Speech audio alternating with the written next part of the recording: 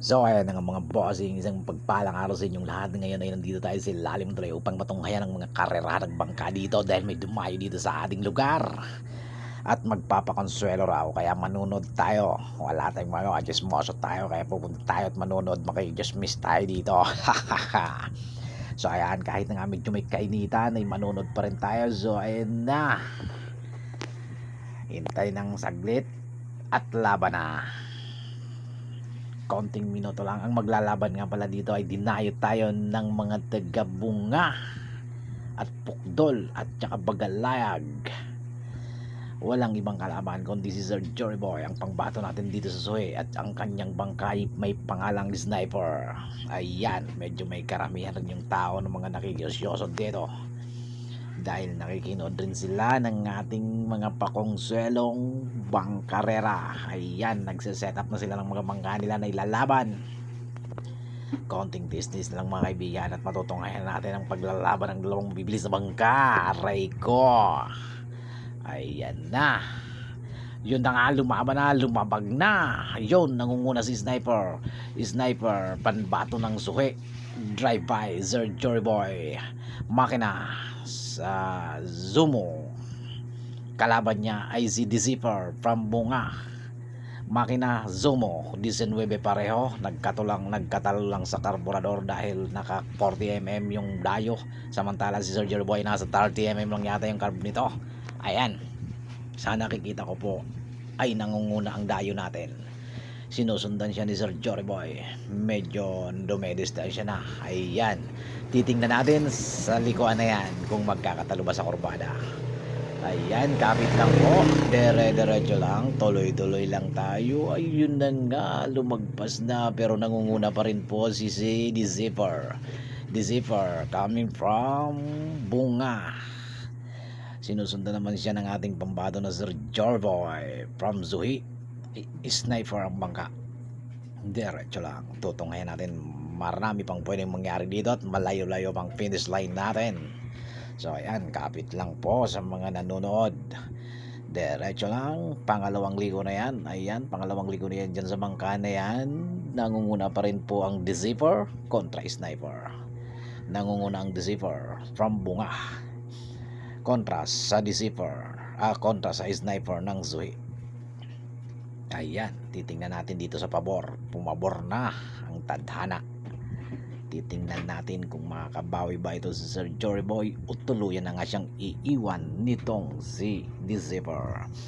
Naglalaban na bangka, Deceiver versus Sniper from Zui, with driven by Sir Jory Boy, and Deceiver naman from Bunga Dayo. Ayan, medyo konti lang naman ang agwat nila, pero nangunguna pa rin po dito ang Dayo, ang Deceiver from Bunga. Ayan, kulay green na yan, nangunguna from Bunga at mukhang may nanalo na. Okay, and the winner is Deceiver from Bunga, followed by Sniper from Zuhi, Sir Jory Boy. Okay lang yan, sir, better luck next time. Ganyan talaga sa game, may nananalo, may natatalo, no hard feelings. Ayan, may second batch pa tayo dito. Gamit na makina for keep, 19 40mm carb, pero hindi nila magamit yan dahil hindi nagkasya dyan sa plataforma. Kaya no choice sila, ang Dayo, kundi i-rematch yung kanilang nanalo. Ito po yung nanalo kanina. Ayan, yan pa rin po yung gagamitin. Zumo Rato ang makina, 18 pero naka-carb.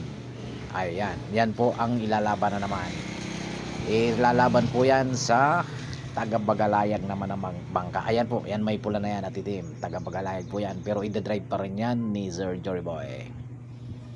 Kumbaga, fall-in yung taga-Bunga na nanalo kanina, laban ulit dito, pangalawang laban niya dito sa taga-Bagalayag naman ang kalaban niya. Ayan, wala pong nalalyamado dito. Yamado po sa ibig sabihin sa hitsura or sa tuli ng bangka, wala po, parehas lang po yan. Ito po naman ay mga pakonselo lang at nanonood lang po tayo ng mga kaganapan ng mga pakonselo ng ating mga kababayan. Ayan na, game na po yan, laban na. Ayan na, bumigay na nga yan sa kaliwang bahagi Sir Jory Boy, ginamit niya ang bangka na Bagalayag makina.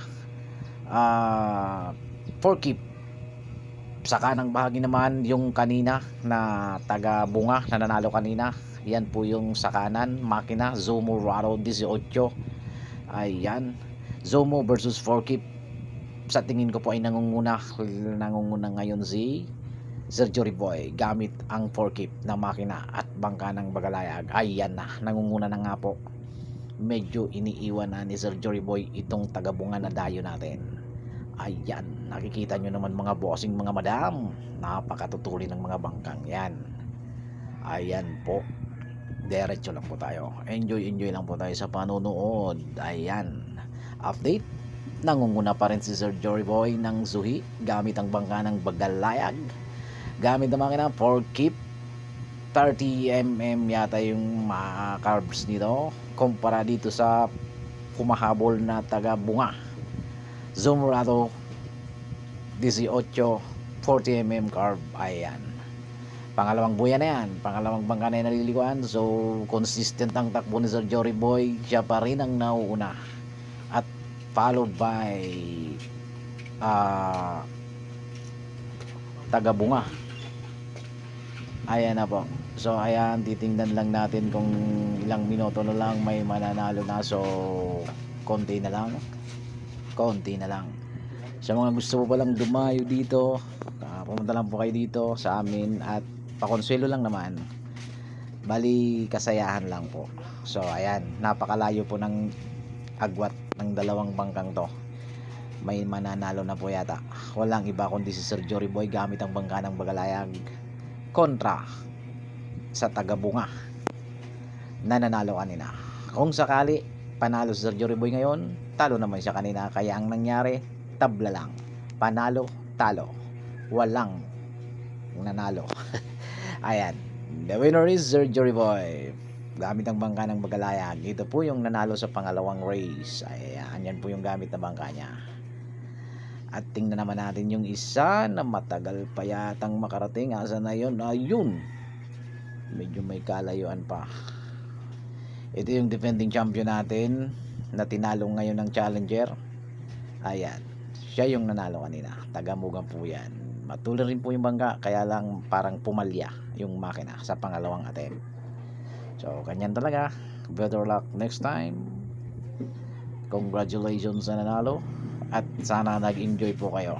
Okay, ayan, thank you so much mga madla. Sa susunod, sa ulitin na naman po. Napakasaya. Ayan, salamat.